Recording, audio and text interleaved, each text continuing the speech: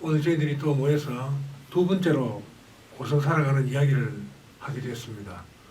지난 첫 번째 방송 나가고 난 뒤에 많은 사람들이 격려도 해주셨고 또 조회수도 많아서 나름대로 뜻이 있었지 않나 그런 생각을 해봅니다.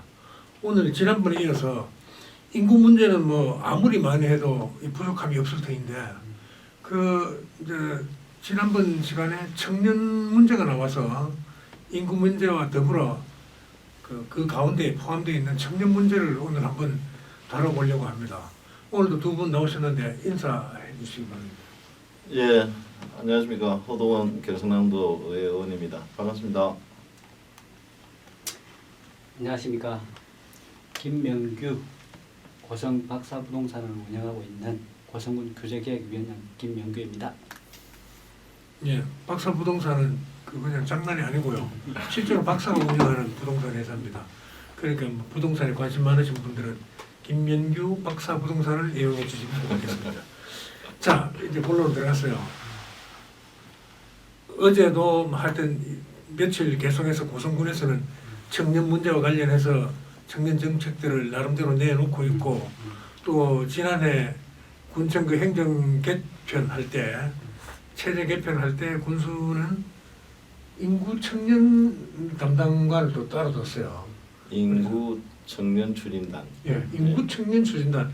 예. 이 뭐 한자를 풀어보면 뭐 이름은 좀 이상해도 하여튼 인구와 청년에 대해서 뭔가를 추진하겠다는 그런 의도로 보입니다. 지금 그 청년 문제의 핵심은 뭐 어떤 거라고 생각하십니까? 아니 근데 그 청년 문제를 이야기를 할 때 좀 이게 포커스를 우리가 한번 고민해 봐야 될 것 같아요. 네. 어떤 그렇잖아요. 지금 65세도 청년이라 그러고 유엔에서는 65세 이하는 다 청년이라 그러거든. 100세까지 이제 시대가 됐으니까. 근데 또 정책마다 또 다 달라요. 또 농업 청년인 같은 경우는 49세까지 하고 있고 또 법률도 보면 뭐 24세, 뭐 30세 다 다르거든요. 그래서 청년을 이야기할 때 우리가 60세 청년을 이야기할 것인지 40세 청년을 이야기할 것인지 20대, 30대 청년을 꼭 포커스를 우리가 먼저 이야기를 하고 이야기를 해야 될 것 같은데요. 그 말씀 그거 한번 짚어야 될 필요가 있는데 우리 행정에서 말하는 청년은 주로 22세부터 45세까지인가? 예, 45세까지 이제 청년으로 행정에서 보고 있는데 예. 그 시골 상림이나 이런 데 가면 67, 8세 하면 청년회장 하거든요. 그러니까. 그러니까 저 말씀. 그러면 우리 45세까지를 한번 두고 얘기해 봅시다.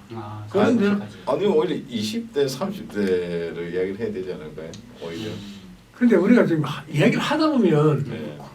결국은 20, 30대를 중심으로 둔 이야기들을 하지 않을까 이런 생각이 듭니다. 네. 20, 30대 청년들 청년. 대상으로. 근데 지금 이제 20, 30대 청년들이 겪고 있는 가장 큰 문제, 또 사회가 보는 가장 큰 문제는 뭐 어떤 거라고 생각하십니까? 20, 30대는 결국 뭐 직업, 그 다음에 결혼, 주택 뭐 그런 문제들이겠죠. 그 중에서 뭐 고성에도 마찬가지죠. 직업, 그죠? 직업. 고성에는 아무래도 뭐 주택 때문에 결혼 못하고 하는 그런 문제들은 거의 없으니까 직업이 제일 큰 문제가 아닌가 이렇게 생각하네요. 근데 뭐 저는 청년 문제는 결국 우리 공동체 생존 문제로 저는 보거든요. 그러니까 청년에 대해서 우리가 지금 정말 잘 정책적으로 이렇게 접근하고 해결하지 못하면 결국 우리 삶에 대한 공동체가 사실은 소멸하고 없어지는 거거든요. 그게 결국은 이제 지방 소멸 이야기로 좀 이어지고 인구 감소 이야기를 하는 거고. 그래서 정말 아주 근본적이고 아주 중요한 저는 문제라고 생각을 합니다. 그래서 이 청년 정책을 이야기를 할 때 그런 시각, 결국 우리 삶, 우리 공동체 생존과 관련된 그런 긴급하고 중요하고 그런 문제 의식을 가지고 우리가 이야기를 하고 접근을 해야 한다 저는 그렇게 생각합니다. 그럼 지금 청년 문제를 다룰 때 당장 청년들이 오늘날 이런 지경에 처해지게 된 원인 뭐라고 생각하십니까? 왜 우리 청년들이 오늘 이런 지경까지 와 있을까? 이건 글쎄요, 뭐 저는 어떻게 보면 기득권들의 좀 어떻게 보면 그 미래를 내다보고 청년을 배려하지 못하는 좀 그런 기득권들의 아니라는 인식 이런 것들이 오늘날의 청년들에게 이런 고통을 주고 청년들이 삶의 희망을 잃어가게 되는 사회를 만들었다. 나는 그렇게 생각을 하거든요. 그래서 근본적으로 사실은 이제 그 청년들에게 희망을 주기 위해서 아까 우리 박사님 말씀하신 것처럼 주거 문제라든지 또 결혼 문제라든지 또는 아이를 낳는 출산의 문제, 육아의 문제 이런 데서 사실은 아까 말 생존의 문제라고 생각하면 아주 혁신적인 이노베이션하는 그런 사고의 전환, 특히나 기득권들의 사고의 전환, 정책의 전환, 막 이런 것들이 저는 필요하고 생각을 하고 그런 관점에서 우리가 한번 뭐 분야별로 한번 이야기를 좀 해보면 좋겠다는 생각이 드네요. 박사님은 혹시 그 의원님이 기득권이 이제 불찰로 저도 그렇게 생각합니다. 기득권들이 이렇게 청년이 오늘날 이렇게 사경을 헤매도록 한 주범이 아닌가 이런 생각이 들거든요. 우리를 포함한 기득권, 더 나이 많은 청년도 그렇고 그러다 보니까 사실 뭐 정치권이 그렇게 했고 그게 편성한 집단, 권력 집단 또는 뭐 토호들 뭐 여러 가지 그런 세력들이 청년들을 팽개쳐버리고 자기들만 천당이라 생각하고 살지 않았나 이런 생각이 들었어요. 그런데 어떻게 생각하시면 동의하십니까? 뭐 그런 측면도 굉장히 많이 있죠. 그러나 이제 그런 것들은 전부 보면은 권력 구조적으로 봤을 때 이제 표가 많은 자들의 편으로 이제 그 정책을 펴다 보니까 이제 그런 일들이 벌어진 거고 결국에 뭐 그런 측면보다는 저는 항상 생각하기로 이게 이제 우리가 인구가 막 줄어드니까 표를 그 청년들은 이제 표를 적게 행사하게 되고 또 상대적으로 노인들은 표가 많으니까 투표를 많이 하게 되니까 자기들에게 이익되게 이제 정책이 펼쳐진 거거든요. 결국 이런 것들은 그런 기득권의 문제이기도 하지만은 그 경제 성장의 문제일 것 같아요. 경제 성장이 어차피 이제 뭐 경제 성장이 아주 급성장을 하다가 둔화되는 성장 그런 성장을 하니까 이제 그런 문제들이 왔고 세계적으로 보면은 결국 뭐 유례가 없이 여성들이 이제 공부를 많이 하게 되니까 여성들이 애를 작게 놓게 되고 결과적으로 청년들 숫자가 줄어들고 계층 전체적으로 비교를 했을 때 그러니까 투표 수도 줄어들고 뭐 그렇게 갔겠죠. 그러나 이제 그게 뭐 여성들이 공부를 적게 하게 할 수 있는 것도 아니고 그렇게 해서도 안 되는 거고 그러니까 이제 결국 정책은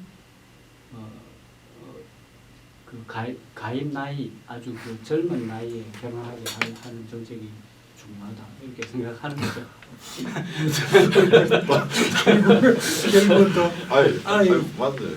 나는 선거 얘기도 나왔고 표계산 때문에 청년들을 소홀히 했다는 소리도 나오고 했는데 한때 조금 전에 말씀하신 기득권들이 좀 청년들을 잘못 이렇게 내팽개치고 내몰라라 한 거는 틀림없었던 것 같아요. 예, 그렇죠. 그럼 그러면 지금 뭐 어떻게 하면 청년들이 좀 건강하게 네. 살 수 있을까요? 그러니까 이게 우리가 기득권들이 시각을 좀 바꿔야 되는 게 청년들은 그러니까 어릴 때부터 우리 고생해서 이렇게 뭐 삶을 살아야 된다 이런 이야기를 하잖아요. 나는 그런 사고를 바꿔야 된다 생각합니다.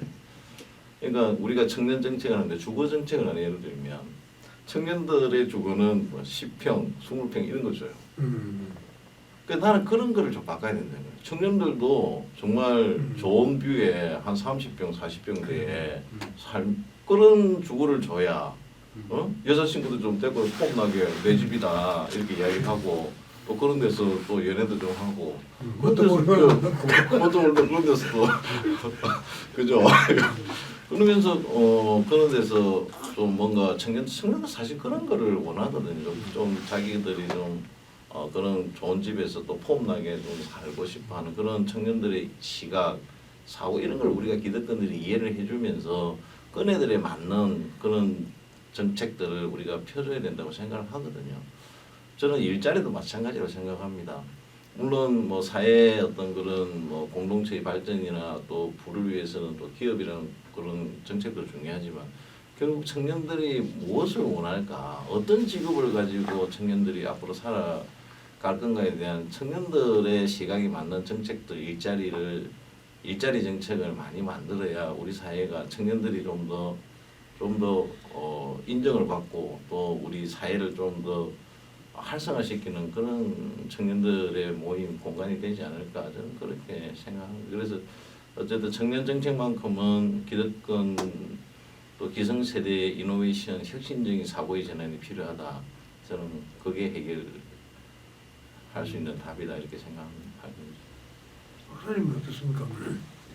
또 다른 의견이 계시다면 예, 어떤 게? 이제 저 같은 경우는 그렇게 생각합니다. 이게 우리 주변의 친구들을 보면은 이제 자기 애가 공부를 잘하는데 빨리 뭐 대치동이나 이런 데 들어가서 빨리 입성해서 애들한테 좀 더 좋은 강사나 학원을 이제 붙여줘가지고 제대로 교육받게 하고 싶어 하더라고. 그래서 야 그러면 니는 거기 올라가서 뭐 할 건데 나는 뭐 테니스도 잘 치고 하니까 테니스 치면서 거기 주변 사람들하고 사귀면서 우리 애 뒷바라지 해야 되겠다 그러더라고. 니 몇 평 아파트에 살 건데 그러면 이제 자기도 내가 뭐 하는 거 있으니까 가서 뭐 대충 괜찮은 아파트 하나 사가지고 그렇게 살아야 되겠다라고 이야기를 하던데 저는 이제 그런 식의 접근은 되게 잘못됐다라고 생각하거든요. 저는 어떻게 생각하냐면은 무조건 이 청년 문제도 결국에 부모가 어떻게 살아가느냐가 제일 중요하다고 생각해요. 부모가 제대로 딱 서면은 청년은 따라서 그 자식들은 서게 되어 있기 때문에 이제 그 정책을 펼 때 이제 약간 자립이라는 관점에서 나는 생각을 합니다. 이제 우리 그 허 박사님, 허 도의원님하고는 생각이 이제 조금 다른 측면이 있는 것 같아요. 많이 다른 측면이 있는 것 같은데 저는 이제 자립이라는 측면 그리고 교육 정책, 보육 정책에서는 확실하게 밀어줘야 된다. 그거는 뭐 부모를 내가 원해서 만난 게 아니기 때문에 부모는 내가 원해서 그 부자 부모를 못 만난 게 아니기 때문에 부잣집 자식은 좋은 대학을 갈 수가 있고 가난한 집 자식은 좋은 대학을 못 간다는 그런 정책은 있어서는 안 된다. 그렇게 생각합니다. 그 박사님이 그런 이야기를 하니까 그런 생각이 드네요. 이게 사실은 우리 사회의 희망의 사다리 같은 그러니까 아까 뭐 부모를 잘 만나면 그 부모의 부가 나한테 이어져서 그것이 하나의 또 새로운 어떤 그 계층이 되고 뭐 이런 이제 사실 그런 거에서 사실은 그게 우리 사회에 좀 만연해 있는 것 같아요. 그러니까 다수의 청년들이 희망을 잃어버리는. 예전에 우리 어릴 때는 그죠. 열심히 공부하면 좋은 대학 가서 또 판검사도 되고 또 의사도 되고 그래서 하나의 자기들이 기득권 계층이 되고 그런 걸 목표로 사실은 없지만 열심히 살았던 세대잖아요, 우리가. 근데 지금 젊은 세대들은 그런 사실은 희망을 가지기가 참 어려운 사회에 살고 있는. 결국 희망의 사다리가 무너져 있는 거죠. 갈수록 더 힘들죠. 예, 그래서 갈수록 앞으로 이 희망이라는 결국은 이제 청년들이 좌절할 수밖에 없는 그런 이제 우리 사회에 와 있는 것 같고 결국 그거를 누가 그러면 그 사다리를 걷어찼느냐. 제가 말씀드린 건 기성세대라고 이야기하는 또 뭐 정치권일 수도 있고 또는 뭐 기성세대라고 할 수 있는 그것에서 이제 걷어찬 거죠. 그래서 제가 말씀드리는 거는 그러면 정말 그런 청년들이 정말 희망을 잃고 그러면 결국 우리 사회는 무너지고 소멸해 가는 거거든요. 그러지 않기 위해서는 그런 희망의 사다리를 다시 낳아주는 그리고 혁신적으로 청년들에게 완전히 뭐 파격적으로 아까 나는 박사님하고 다르다고 생각 안 하는데 왜 다르다고 생각하지 모르 진짜 파격적으로 청년들에게 몰아줘야 돼요. 청년들이 하고자 하는 거를 정책적으로 밀어주고 청년들이 원하는 곳에 살게 해주고 청년들이 하고 싶은 일을 할 수 있는 사회를 만들어주는 거. 그 바탕에는 우리가 청년을 배려해주고 존중해주는 나이 어리다고 우리가 무시하고 이렇게 할 게 아니라 청년이기 때문에 우리 미래를 끌고 갈 우리 세대라는 걸 우리가 인정을 하면 오히려 더 존중해주고 청년들을 우대해주는 그런 문화 그런 기성세대의 인식이 저는 꼭 필요하다 그렇게 생각합니다. 그래 지금 이제 지자체에서 내놓는 청년 정책들 보면 금방 허 의원님 말씀처럼 그렇게 베풀려고 청년들한테 뭘 해주려고 노력을 부단히 해요. 하는데 보면 그게 좀 약해. 네. 그 아무리 봐도 지금 하고 있네 이런 생각이 든단 말이에요. 그리고 보면 뭐 하루 뭐 여기 보면 여러 가지 정책들 내놓고 고성 와서 뭐 하루 일주일 사는데 얼마, 하루 숙박 얼마 뭐 이런 식으로 해서 한 열흘 있다 가도록 하고 그래서 농촌이 좋으면 어촌이 좋으면 돌아 살 수 있도록 하는 그런 정책을 유도하고 있는데 그게 너무나 작단 말이에요. 베푸는 것이 저는 이런 청년들 보면 다 도시 청년들이 시골에 와서 겪어보고 체험해보고 가는 건데 아유 나 그만 싫어 이렇게 해서 그냥 도시에 살다 말래 이렇게 하겠더란 말이죠. 이게 좀 그 당시 쌈박하지가 못해요. 그 정책들이. 그래서 이것도 좀 문제가 아닌가 이런 생각이 드는데 청년들이 도시 청년들이 시골 와서 고성 같은 곳에서 체험하면은 어떻게 하면 좋아 나 여기 살 거야 이렇게 느낄 수 있다고 생각하십니까? 어떤 정책이면 좋을 것 같아요?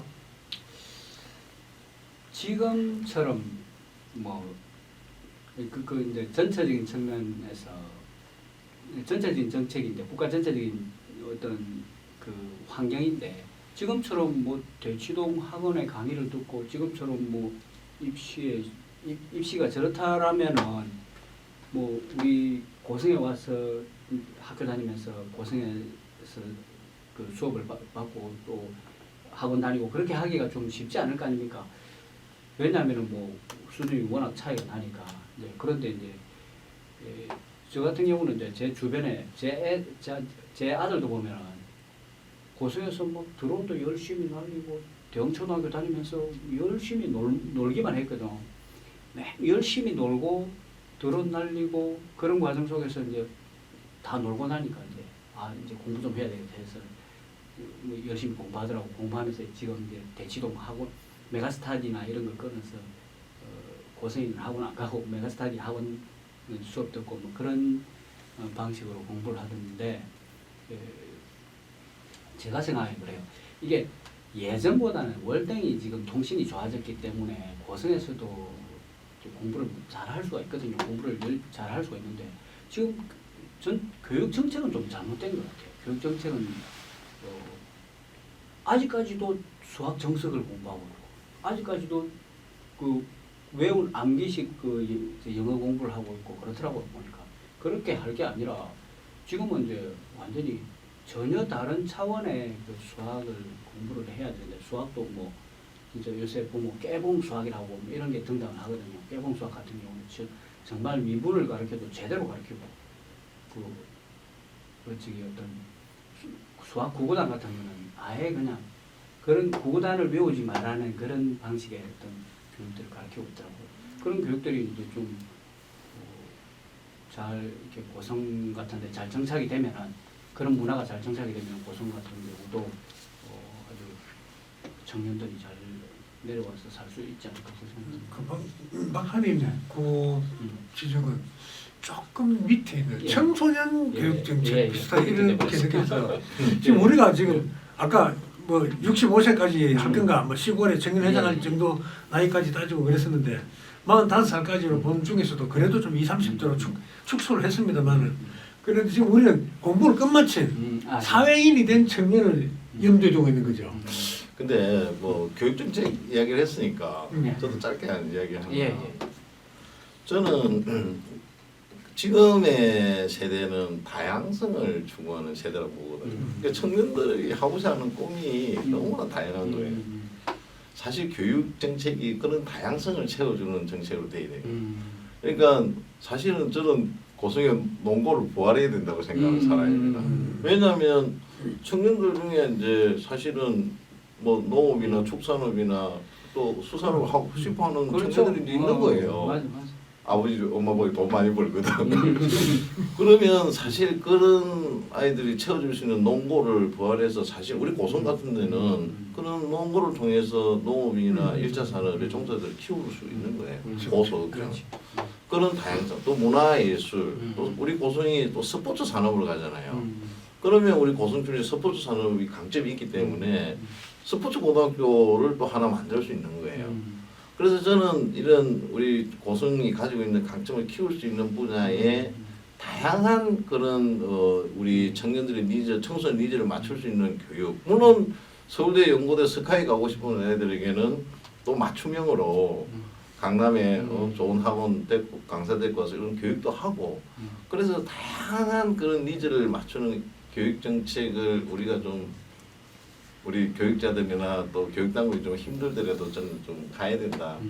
그런 다양성을 채워줄 수 있는 교육 정책이 필요하다고 보는 거죠. 그걸 지금 교육 정책 나오니까 지금 자꾸 고3 고등학교하고 청소년 대학생 사이를 자꾸 지금 거론하는 그렇죠. 사실 지금 우리는 그러니까 이게 사회 구성원이 된 일반 사회인이 된 청년을 염두에 두고 지금 말씀을 나눠야 우리 그 얘기가 합당하게 이어질 것 같은 그런 느낌이 드는데 그래 하여튼 대학을 졸업한 아이들이 지금 사회에 뛰어들어야 되는데 그런 청년들 그렇게 해서 진짜 시집 장가가고 아이도 놓고 살고 싶은데 아주 당신들만의 기득권들 다 해먹어버리고 우리 좀 할 게 없잖아.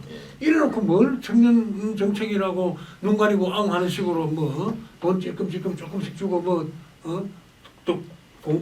뭐 동아리 모아서 그런 수준의 모임만 자꾸 두둔하는 것 같이 하느냐 이렇단 말이에요. 그래서 그런 사회 성원이 된 일반인 그러니까 졸업을 하고 또 뭐 대학은 포기하고 그냥 사회 성원이 된 이런 결혼을 목전에 두고 혹은 결혼을 막 해서 이제 막 심산 출발하는 이런 청년들을 한번 염두에 두보자 말이죠. 그리고 그런 청년들도 제일 문제가 이제 자기가 받은 교육 그런 교육 때문에 뭐 서울에 진출을 했다 서울에 대학 갔다가 부산에 있는 대학을 갔다가 뭐 정착을 하지 못하고 취업을 못하고 내려온다거나 아니면 고생에 계속 살면서도 제대로 뭐 일자리를 차지를 못한 그런 경우가 이제 되게 문제가 되잖아요. 뭐 일자리 차지한 사람들이야 뭐 큰 문제점이 없으니까 그런 이제 그렇게 이제 일자리 교육이 안 되어 있는 사람들 그런 분들을 위한 정책이 되게 중요하겠죠. 지난번에 제가 이제 글을 쓴 게 하나 있었는데 그 직업 훈련 시설을 대학처럼 운영하자라고 뭐 글을 쓴 게 있었는데 이제 직업 훈련 시설을 좀 제대로 갖추어 가지고 거기서 이제 대학 학점 인정제까지 운영을 해가면서 이제 교육을 계속 시키는 거죠. 교육을 시켜가지고 제대로 된 교육을 시켜서 이쪽 지역에서 필요한 뭐 어떤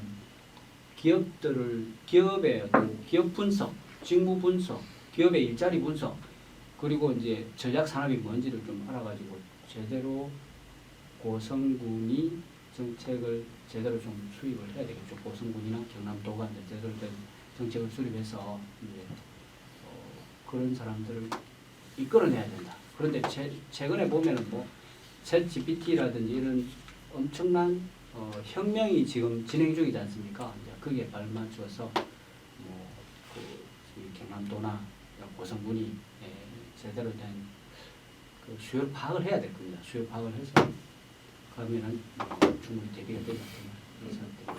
뭐 저는 선택과 집중이라는 키워드를 가지고 조금 이야기를 좀 해보고 싶은데 이 청년들이 이제 사실은 도시로 많이 가는데 이유가 보면 이제 왜 도시에 사냐 이러면 이제 아까 했던 그 돈을 많이 벌기 위해서. 그러니까 돈을 많이 주니까 두 번째는 이제 주거라든지 문화 생활을 이야기를 해요, 도시에서. 그래서 이제 저는 우리 고성 같은 경우에 사실은 인정을 해요. 돈을 사실은 많이 벌고 안 벌고는 이후의 문제니까 논의를 하고, 그러면 사실 문화생활이나 의료, 뭐 교육 이런 거는 우리가 도시를 따라잡을 수가 없잖아요. 그렇죠. 뭐 유일하게 고성이 사실은 따라잡을 수 있는 건 주거라고 난 생각해요. 진짜 넓은 집을 정말 멋지게 지어서 청년들에게 좋은 바다가 보이는 뷰에 딱 제공해주고, 너 여기 와서 너희들이 하고 싶어하는 일을 하고 살아라. 그리고 열심히 해서 돈을 벌어라. 그 외에 이제 사실 아까 교육이나 이런 것들은 이제 청년들 애를 낳으면 아이들 교육 때문에도 도시에 많이 살잖아요. 근데 사실 그런 다양성을 채워주는 고성의 교육 시스템이 되면 청년들이 그런 아이를 키우고 싶은 부모들은 또 고성에 있을 거거든요. 근데 의료라든지 사실은 뭐 문화생활 같은 경우는 도시와 굉장히 이길 수 없기 때문에 어느 정도 우리가 이제 KTX가 들었으면 왔다 갔다 할 수 있는 정도는, 그래서 이제 뭐 문화생활이나 의료생활은 이제 KTX가 들어오면 수도권도 2시간 걸리고 사실 창원 뭐 진주는 사실 우리 30분 거리잖아요. 예, 그런 것들은 이제 얼마든지 이제 교통수단이 발달이 되고 하기 때문에 저는 바깥에서 해결할 수 있는 문제라 생각하고, 우리 고성이 집중할 게 아니라고. 우리 고성이 잘할 수 있는, 정말 청년들을 유혹할 수 있는 그런 분야에 집중해서 파격적으로 지원해주고 우리 고성에서 살 수 있도록 하고, 우리 고성이 가지고 있는 잘해줄 수 있는 그런 분야에 오히려 청년들의 포커스를 맞춰서 지원을 해주면 우리 고성의 청년들이 좀 더 만족해하며 살 수 있지 않을까. 제가 그래서 잠깐, 선택과 집중을 해야 된다. 제가 잠깐 뭘 하나 뺐나 하면 3월 7일입니다. 3월 7일 날 보도하는 거 보면 고성군이 조선업 취업자 이주 정착비를 지원하는데 거기 응할 사람 접수를 받습니다 하는 기사였는데, 조선업 인력난이 심해지는 가운데 10명을 뽑아서, 조선업 종사하는 사람들 10명을 뽑아서 최대 1년 동안 월 30만 원씩 현금으로 이주 정착비를 지원한다는 계획이라. 네. 이게 아까 근데 이거 말도 안 그런 이야기 하는 거 이거 쳐다보면 기가 딱 찬 거라. 10명을 뽑았어. 그럼 뭐 수십 명 있으면 10명 뽑아서 한 달에 30만 원씩 현금으로 이주 정착비를 지원한다는 건데, 이러니까 안 되는 거 아닌가, 이런 생각이 들어요. 그리고 뭔가 정책이 보면 야 저거 사람 딱 잡아갖고 오도 가도 못하게 진짜 좋은 정책이네 뭐 이렇게 돼야 될 텐데, 하는 게 이러니까 그냥 눈 가리고 아웅 하는 것 같기도 하고, 심지어는요 바로 최근입니다. 3월 17일 날이니까 이틀 전이죠. 인구 증가 시청 알리는 찾아가는 뭐 창구를 운영한대요. 맞습니까? 학교를 찾아가서 고등학교를 찾아가서 기숙사에 지내는 아이들한테 너가 고성군에 주소를 옮겨라. 이렇단 말이에요. 이걸 이제 좋은 시책이라고 대대적으로 이제 알리고 홍보를 했는데, 이러니까 무슨 만정이 뚝 떨어지는 거 아닌가 이 말이죠. 고등학생들 기숙사 생활하는 학생들 불러서 너가 고성군으로 주소 옮겨라. 주소 옮기면은 뭘 좀 해주겠다 했겠지. 거기 보면 읍면장하고 민원 담당자, 군의 교육 청소년 담당이 같이 가서 그 학교 가서 기숙사 생활하는 학생들을 고성군으로 주소 이전하게 한다는, 이게 정책이, 이런 건 사실은 숨겨야지 이걸 알릴 것이 되나 싶은 생각이 들어요. 그 사정이 이렇단 말이죠. 그러니까 이게 너무나 이 청년 정책에, 청소년 정책도 청년 정책에 포함되는 거 아닙니까? 그게 이 5만이라는데 사실은 이 숫자에 대한 집착 때문에 생기는 거거든요. 5만, 우리 고성이 5만을 무너뜨리면 안 되겠다는 이제 행정의 이제 집착도 있고, 또 그런 이제 또 그런 강박관념이나 이런 거. 그래서 사실 저는 숫자에 우리가 집착할 필요는 없다고 생각해요. 그럼요. 이 자연스럽게 감소하고 자연스럽게 오는 건 우리가 받아들일 수밖에 없는 거고, 그러면 여기에 이제 아까 말한 있는 사람들, 4만 명이든 5만 명이든 있는 사람들, 또 그중에 우리가 청년 얘기를 하니까 청년들이 원하는 것들, 그런 청년들이 진짜 바라는 거에 기반해서 정말 정책적으로 우리가 파격적으로 지원을 해주고, 그 청년들이 여기서 성공할 수 있게 고성에서 정말 좋은 주택에 살면서 정말 농업이든 뭐 스포츠든 뭐 창업이든 뭐 아까 드론이든 해서 성공하는 사람들이 많아지면 그걸 보고 사람들이 찾아오는 거죠. 그래서 저는 우리 고성이 가지고 있는 좋은 자연 환경에 좋은 주택, 주거 환경을 제공해주고 우리 고성이 가지고 있는 좋은 장점의 콘텐츠나 분야의 창업이나 일자리를 만들어서 그런 사람들이 성공하게 하는 거가 중요하고요. 두 번째는 사실은 이제 아까 우리 박사님 말했 챗 GPT, 인공지능, AI 사실은 저는 이 공장이라든지 또 산업이라는 공간에서는 앞으로 가면 갈수록 일자리가 없습니다. 사람이 일할 일자리가 없습니다. 고성이라는 어디서 사람이 그럼 일자리가 있느냐? 농업, 사람이 먹고 살아야 되니까 농업, 수산업 이런 데는 사람이 일자리가 있습니다.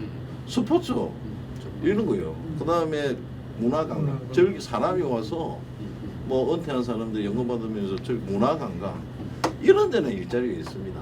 근데 고성이 사실은 보면 일자리를 만들어낼 수 있는 참 무한한 그런 환경을 가지고 있잖아요. 행정은 그런 환경을 잘 깨워서 우리 고성의 청년들에게 그런 창업이든 양질의 일자리를 만들어서 희망을 주고 성공하게 해주는 것, 저는 그게 우리 청년들 정책의 핵심이라고 저는 보고 있습니다. 우리 허도연님 말에 이제 제가 조금 토를 달자면 자꾸 쳐다보고. 아니 그러니까 이제 청년 정책에 이제 좋은 주택을 보급한다 이 문제가 제가 이제 부동산을 하고 있잖아요. 네. 그러니까 나는 누구보다 이 주택 보급 정책이 중요하다는 걸 내가 많이 느낀 사람인데 되게 어려운 문제예요. 엄청나게 어려운 문제. 이게 쉬운 문제가 아닌데 나는 이 문제를 쉽게 풀 자신이 있어요. 자신이 있지만 뭐 내를 구술시켜주는 것도 아니고 할 생각도 없고. 근데 어쨌든 이제 이러한 정책이 그렇다고 해서 이제 무상으로 공급되고 하는 그런 정책은 뭐 불가능하거든요. 그렇죠. 불가능하고 그게 결국 뭐 조그만한 주택들을 LH를 동원해가지고 뭐 11평 이런 것들을 공급을 했지 않습니까? 근데 실제 그게 현실하고 전혀 안 맞잖아. 그게 무슨 주택이고 그 다음에 고성 공용시장 뒤에다가 청년주택 만들어서 주차장하고 청년주택 만드는데 돈 엄청나게 쏟아부었어요. 그리고 그 사람들 좀 이따가 떠나갔다고 내가 들었는데 그런 식의 정책은 정말 정책도 아니라는 생각이 들어요. 그건 정책도 아니고 제가 이제 지난번에 이제 그 신문을 통해서 취했던 정책이 뭐냐면 이런 거예요. 이게 고성은 분명히 주택이 엄청나게 필요하거든요. 고성의 주택은 지금 상당히 많이 필요해요. 지금 왜냐하면 정주하려는 인구는 아니지만은 1년, 2년, 5년 이렇게 살려는 인구들은 되게 많거든요. 그 사람들을 정주시켜야 되는데 가장 중요한 게 주택을 지을 만한 공간이 저 그러면 넣을 리가 많죠. 많은데 전부 농업진흥구역이에요. 근데 농업진흥구역을 쉽게 해제할 수 있냐면 해제할 수 없어요. 그래서 이제 제가 이제 말씀드리는 건 뭐냐면 이런 거예요. 공공투자가 민간 투자를 선도해야 된다. 공공투자가 민간 투자를 선도해야 된다. 자, 고성업 시가지가 있으면은 시가지 바로 옆에다가 농업기술센터를 만들어야 된다. 그리고 그 농업기술센터와 고성업 시가지 사이에 농업진흥구역에 바운다리를 좁게 만들어야 된다. 좁게 만들면은 거기에다가 다시 민간 투자를 유치할 수가 있다. 그리고 농업진흥구역을 풀기가 쉽다. 그렇게 해야 되는데 그게 아니라 고성업 시가지에서 농업기술센터를 저 멀리 갖다 놓고 그 중간에는 뻥 띄워 놓으니까 민간 투자가 일어나지를 못한다. 그리고 고성업 시가지에서 그 고성군 의회가 저 멀리 떨어져 있으니까 마찬가지 현상이 벌어지더라. 박사님, 예. 그 주택 정책은 다음에 따로 한번 예, 하고 그렇죠. 일단 예, 알겠습니다. 청년요부터 그래서 이제 이 허도연님 말씀을 좀 더 디테일하게 만들면은 이제 그런 정책도 제가 계속 알려드리고 이제 또 그게 또 필요할 겁니다. 그리고 이제 그렇게 이제 저는 이제 어떻게 생각하냐면 이제 아주 좋은 의견을 말씀을 하셨습니다. 농업, 수산업, 뭐 스포츠 산업에 대한 일자리 거기에도 진짜 그 사람의 손이 필요하고 사람의 몸이 필요한 일자리들이 엄청나게 있는 것 같네요. 제가 참 새삼 큰 걸 느끼는 것 같습니다. 그러나 이제 이게 고성에도 보면은 제가 듣기로 DSI 좀비 아파트에 사시는 분인데 뭐 엄청나게 많은 구독자를 가지고 있는 뛰어난 웹 스토리 웹 소설의 스토리 작가가 있다 하더라고. 웹 만화랍니까? 뭐라 그럽니까? 스토리 작가가 있다던데 그분 같은 경우는 돈을 엄청나게 번대요. 그런데 자기 엄마가 그 딸의 복 나간다고 뭐 말씀을 안 하고 그러신다 했던데 그런 이제 예전과 달리 고성에서도 그런 활동을 할 수가 있어요. 지금은 그런 경제적 활동을 할 수가 있는데 그런 경제적 활동을 충분히 할 수 있는 것 같아요. 제가 서울 있다가 내려와서 보니까 얼마든지 고성에서도 뛰어난 활동들을 하는 사람들이 많이 있더라고. 숨어서 하는 사람들이 꽤나 있던데 보면은 저기 고성에 저기 어디냐면은 고성군청 앞에 그 시유 옆에 보면은 거기에도 어떤 분이 있냐면 중국 물품을 독점해서 수입해가지고 하는 사람들도 있더라고요. 어쨌든 그런 이제 그런 산업들도 고성에서 펼칠 수 있기 때문에 고성에서 청년들에게 그런 교육도 많이 필요한 것 같습니다. 특히 컴퓨터 교육, 코딩 교육 뭐 이런 것들이 필요한 것 같습니다. 자, 우리 청년 문제를 다루는데 고성이라는 사회 구성을 100으로 한 단위로 100으로 봤을 때 청년이 차지하는 비율이 얼마나 될 것 같아요? 지금 노인 인구들이 한 45% 정도 되거든요. 그러니까 청년은 뭐 65세 이상이. 네. 그러니까 청년은 제가 보기에는 뭐한 10%, 15%. 아니 그러니까 20, 30대는 뭐 더 적을 거고. 더 적을 거고. 예, 20, 30대 다 합쳐도 한 15%. 그러면 15%나 쳐도 예. 20, 30대, 40대까지 쳐주자고요. 15%나 쳐도 그네들이 우리 고성사회에서 15% 역량을 발휘하느냐? 예. 그렇게 15%라도 역량을 발휘할 수 있도록 아량을 베풀고 있느냐?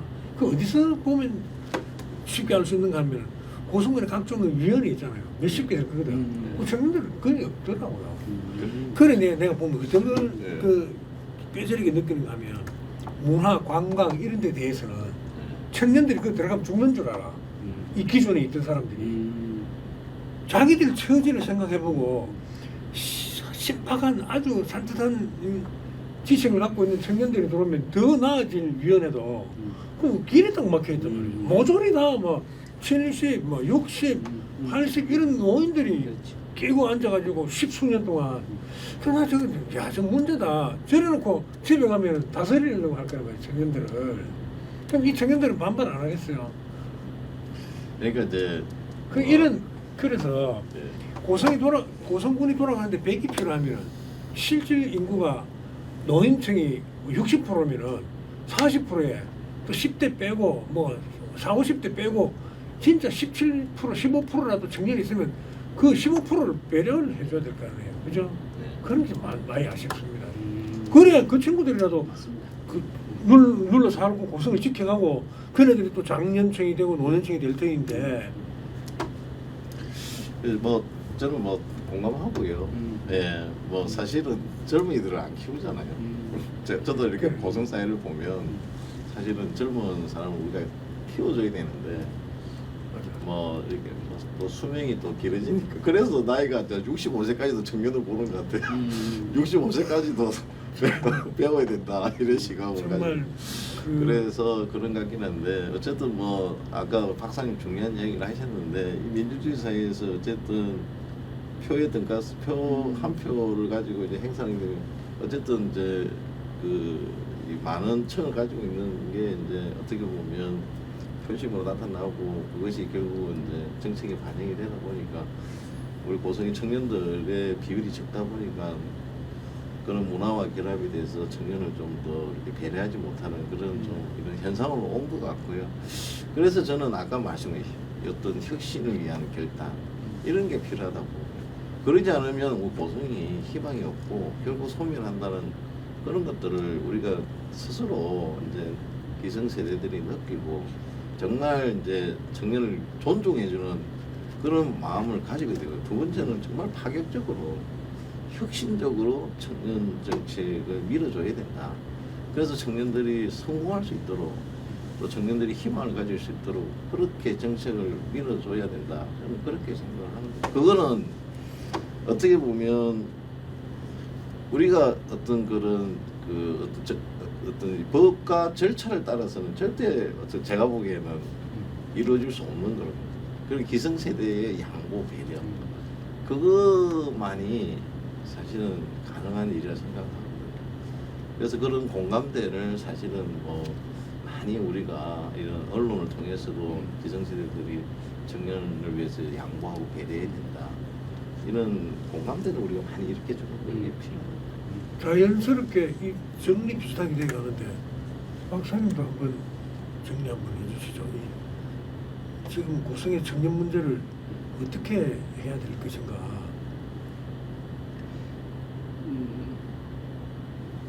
저는 이제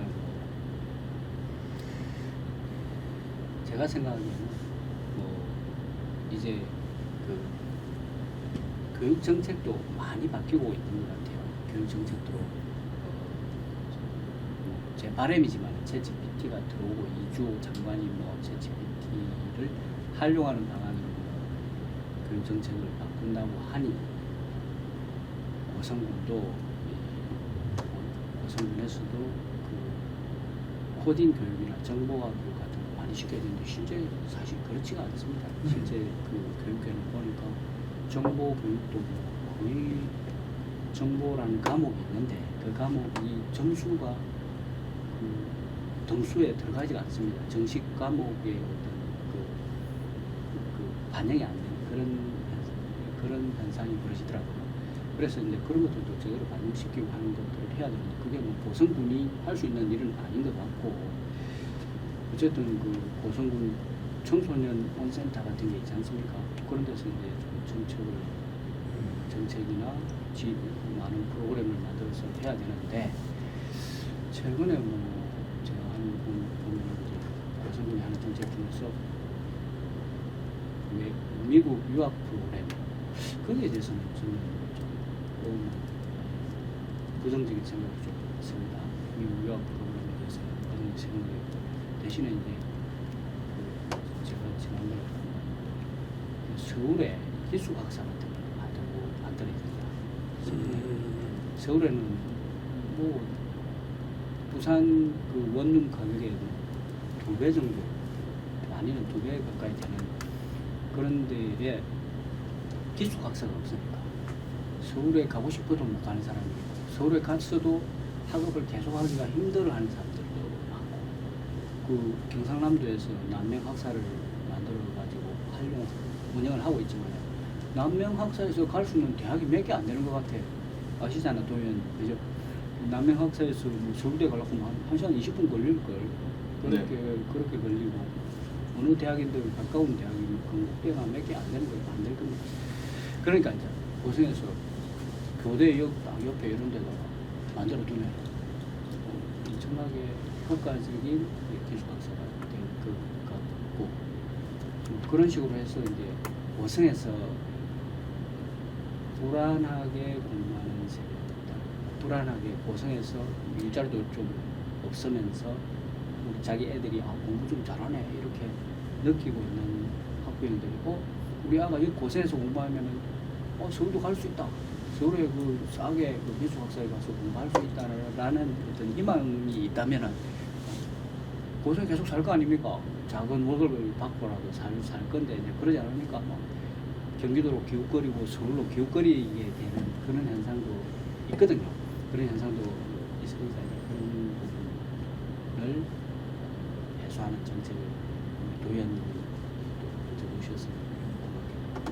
그리고 이제 제가 그건 그거고, 그 다음에 이제 우리 고성 안에서는 고성에서도 뭐 공부 잘하는 사람 있고 공부 못하는 사람도 있고 공부를 또 잘해야 성공하고 그런 것도 아닌 것 같더라고.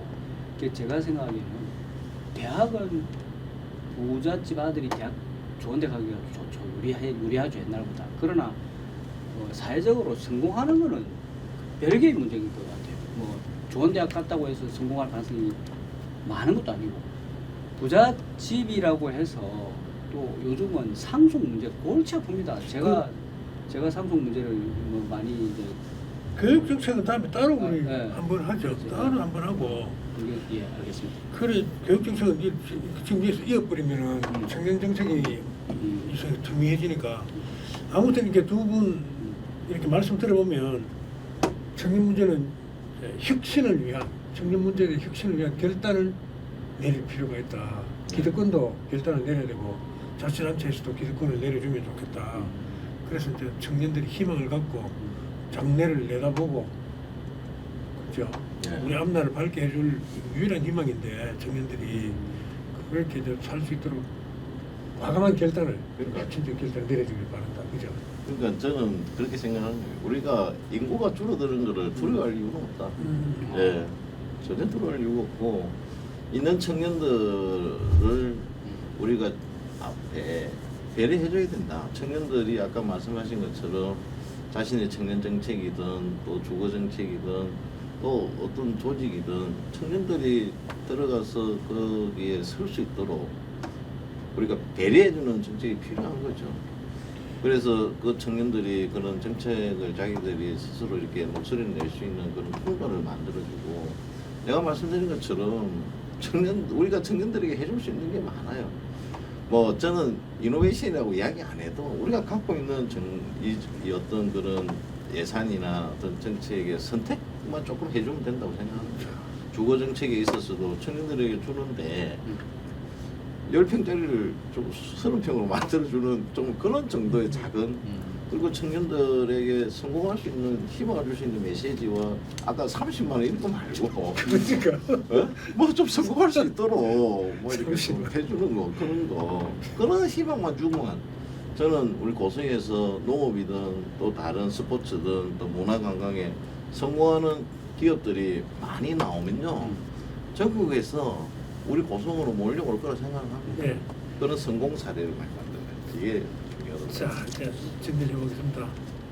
청년 여러분 희망을 가지십시오. 이렇게 여러분들을 아끼고 사랑하는 훌륭한 선배들이 이렇게 있습니다. 그리고 고성군에서도 좀 이렇게 대범하게 좀 진짜 혁신적으로 좀 합시다. 30만 원 이러지 말자입니다. 이렇게 하지 말고요. 희망을 가지십시오. 오늘 두 분 여러분 고맙습니다. 그 다음에 이어서 청년 문제하고 연결되는 건데 교육 문제 이야기 좀 해보겠습니다. 뭐 교육 프로그램도 있었고 그죠? 저는 교육 문제도 사실은 박사님은 서울대 연고대 저는 미국 유학 프로그램도 사실은 괜찮다고 보거든요. 근데 미국뿐만 아니라 지금 글로벌 시대잖아요. 유럽, 아시아, 여기까지 다음에 할 이야기 합니다. 자, 두 분 오늘 고맙습니다. 그런데 청년 여러분 희망 가지십시오. 걱정하지 마십시오. 고성 청년 여러분. 자, 감사합니다.